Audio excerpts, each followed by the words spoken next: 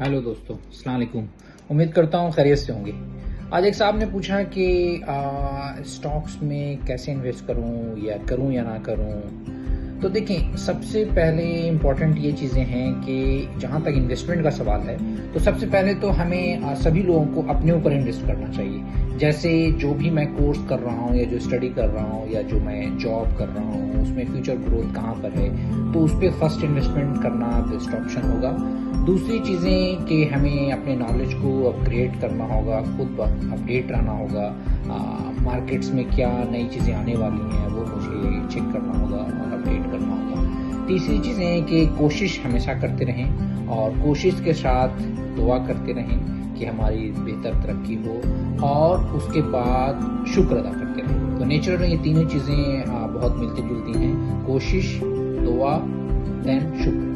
तो इन चीज़ों से आप रेप्लिकेट करेंगे, it will be better for you.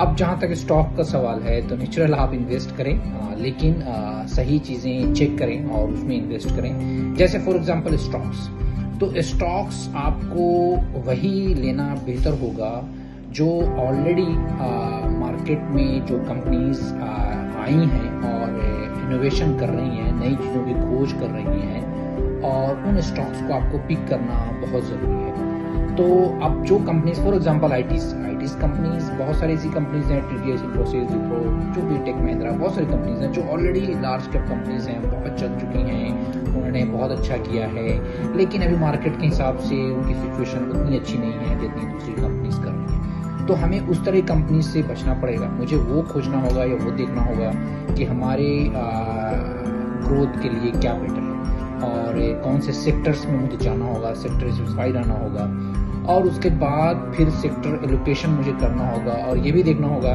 कि भाई मैं जो इन्वेस्ट कर रहा हूँ वैसा तो नहीं है कि सारे के सारे अमाउंट्स लार्ज कैप में हैं या मिड कैप में है या स्मॉल कैप में है।